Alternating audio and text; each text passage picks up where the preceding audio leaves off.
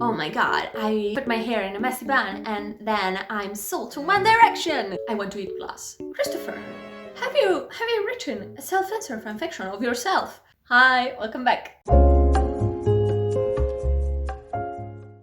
Tiny microphone is back, so that means business. You already know it. The business being that I haven't done a wrap-up since the start of the year, so I'm doing it now. I'm not going to do like a monthly wrap-up for just January because February is well on its way. So I wanted to do like all the books that I've read since the start of the year, since I haven't been reading much like in terms of numbers, but I have been reading like long books. I started my year in a cabin in the mountains. Generous gift by my friend. She was like, come to my cabin. And I was like, yeah, sure. Sure, it felt like a threat. And I read Yield Under Great Persuasion. This was my first read of the year, finished it in a day. Very, very easy, like short book. It's a cozy fantasy about two idiots in love, but idiots derogatory. They were like just too stupid. I felt like the story was nice enough, but it was very aimless.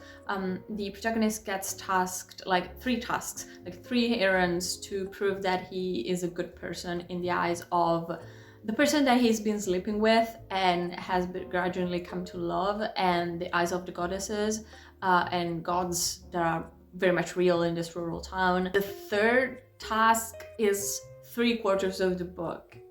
And I'm like, this is not balanced well. Also, the writing was very weird. There were very weird passages about like women's breasts, and I was like, this is a queer story about gay characters. Why are you talking about women breasts? And there were some modern passages, like modern uses of language, and I was like, why is this here? This is a rural medieval town. What are we talking about? It was not bad, but it was meh.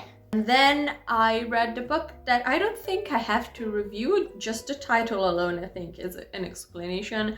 I read Slammed in the Butt by the Prehistoric Megalodon Shark Amid Accusations of Jumping Over Him by Chuck Tingle. Listen, I needed something very, very fun and very, very short because I was feeling like the reading slump happening. This is like 35 pages of pure nonsense of this guy falling in love with a megalodon shark. It's fun. It's an erotic novella. Chuck Tingle always writes like these absurd stories that I love.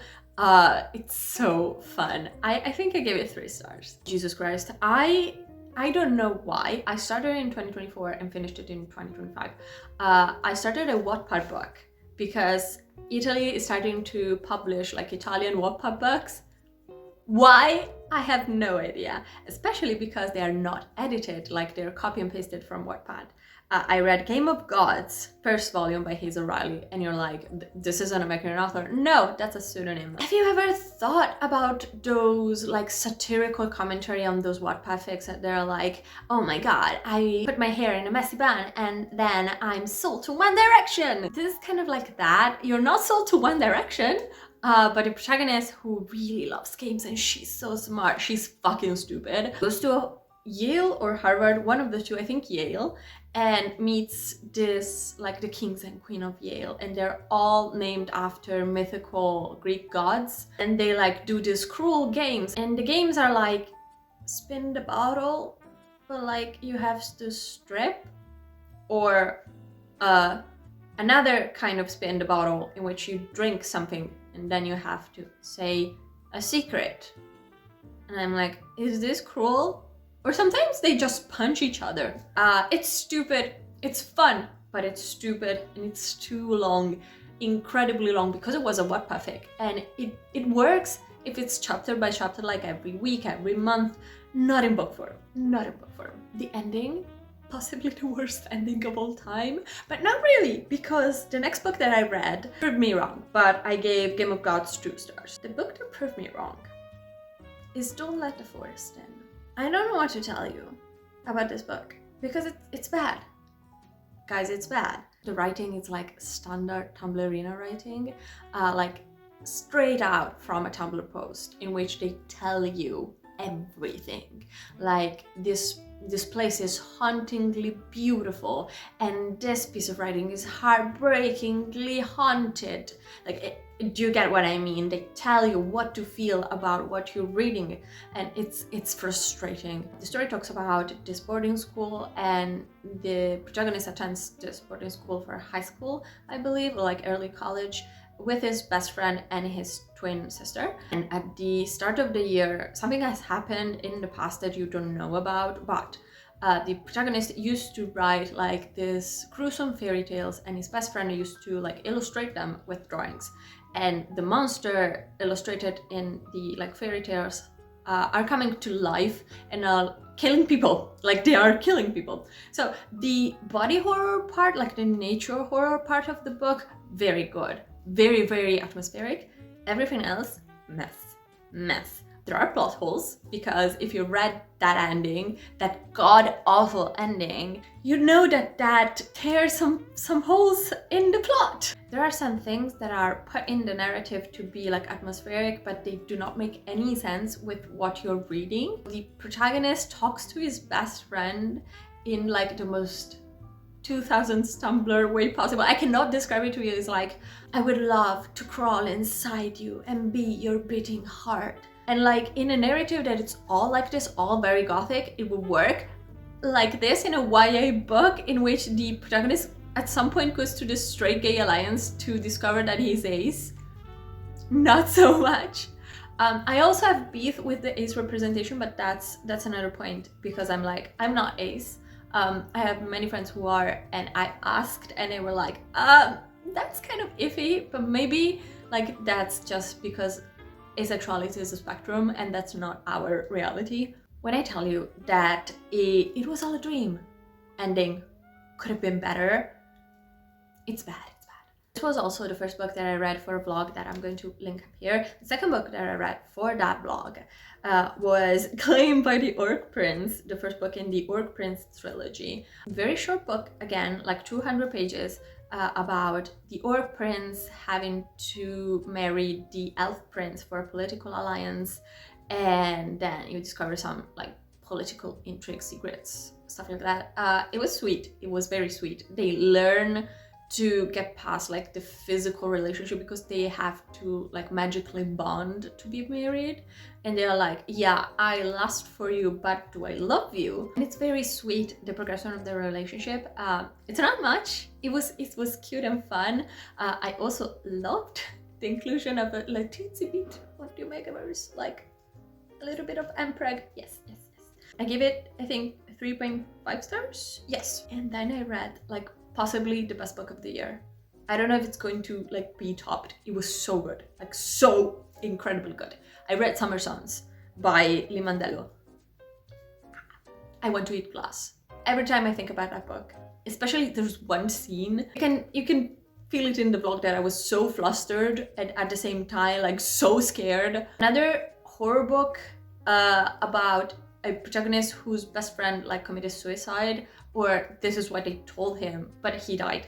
And he's like, well, I haven't seen him in 6 months because he started college earlier than me. So I'm going to take his place in this like master's program or like college program. And I'm going to like meet his friend, and I want to know who did it, because he's like, there's no way that it could have taken his life. And he suspects his friend, his professors. And there's also like the supernatural aspect, because the protagonist has been haunted by the poltergeist that is his ex-best friend, and he has been having these visions and these supernatural accidents in which he sleepwalks and almost dies because he's like running off a cliff. It's very eerie. It's a very Southern Gothic book. I loved it. It's queer, it's wonderful. It treats cliches like novelties, brings cliches into the stories, and then it's like, no, I'm going to give you something very new. If there's one book that you have to read from this video, let it be Summer Sons. And then I was like, no more horror books. I need something rooted in reality. And on a whim, I bought. This is the Italian edition. It's called Un'educazione sentimentale. In English, it's My Romanier by Andrea Siman, the author of Call Me By Your Name. This is his autobiography of the years that he spent in Rome, Italy, because he had been chased off of Egypt for being Jewish alongside his family. Very heartbreaking, the way that it's so melancholic, because he does not love Rome. He's a little kid and he only learns to love the city through other cities like Paris and when he goes to America. And it's such a novel look at my country. It's just wonderful. And the way that it describes things, the discovery of, I would call it bisexuality, but he also likes boys. He has this very funny encounter with a boy that he likes on a Roman tram, and it was like hilarious. And also he's longing for a city that he's never been in. He longs for Greece because he knows his ancestors came from Greece, and he's like, I long for those coasts, those beaches, those mountains. And it was beautiful. I loved it, devoured it in 2 days. And then to stay in the sad man lane, I did a thing. I reread A Single Man by Christopher Isherwood. I started my journey with Isherwood reading his autobiography, which was like a journey, okay, and rereading this book, which is a very short book about a college professor in the 60s. He had a partner, they were a gay couple, and his partner recently died, and he's coping with that loss.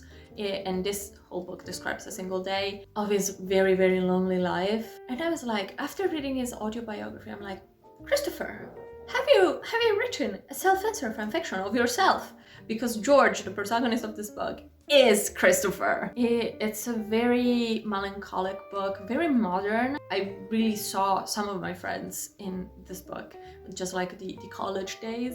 I really, really appreciated it. And then after 26 years, a book that I've been like reading about got translated into Italian. It's a wonderful edition. It's The Divinity Student by Michael Sisko, who is kind of like the inventor of the neo-Gothic genre, so the new Gothic. This is a very, very weird book about this guy called the Divinity Student. He's never given a name, and at the beginning, like first page, he is dismembered and his innards are replaced with pages of books, and then he comes to life again, and they give him a mission because he lives in the seminary, and they're like, this is your new mission in life.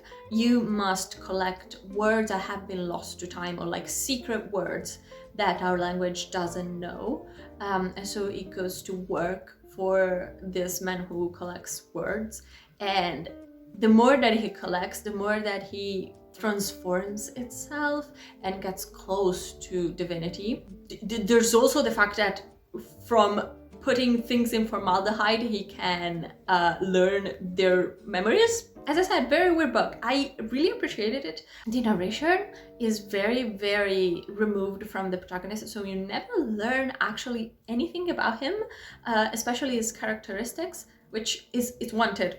It's a thing that was wanted by the author, but sometimes he like explodes in rage, or is like very kind, and you're like, I did not expect this from you because I don't know you. I think I gave it 4 stars. And then, baby, I am filming a vlog about these books. I am prioritizing my physical TBR. So I restarted my Robin Hobbs journey with The Fool's Errand, which was wonderful, 4.5 out of 5 stars. And I, like, just yesterday night, finished The Golden Fool, which is this one, like wonderful Italian edition with the yassified fool. Up until this point, much more lighter than the other books. There's no war that I can like gauge. I think it's coming, another war, I think it's coming, but my heart knows only tears after reading the ending of this book. And they told me that the 3rd book is even worse. So if you don't know, Robin Hobbs writes beautifully like interconnected trilogies about this medieval fantasy world, very high fantasy. We follow different protagonists from each like series, but in particular, we follow Fitz, who is the bastard son of the king, or like the king in waiting in the beginning of the 1st book, like the Assassin's Apprentice. And he has both magics that are known in this world. He has the wit, which is a heretic magic that connects him to beasts and animals. And he has the art, or like in Italian it's called the art, the magic that usually kings have, and he can connect mentally with people. And you follow like political intrigue of him getting beaten up every single page. It's a very, very sad series, but very good. Like the way that she writes characters that are so lovable and hateable, and it was just like a wonderful, wonderful world that she created. These are all the books that I've read since the start of the year. It has been a rough start of the year. Political climate, just climate in general, and like bad luck. I'm hopeful for March. So I'll see you in the next video. I hope you like this one. I have some socials. They're down below if you want to connect with me, and I'll see you next time. Goodbye. Mwah.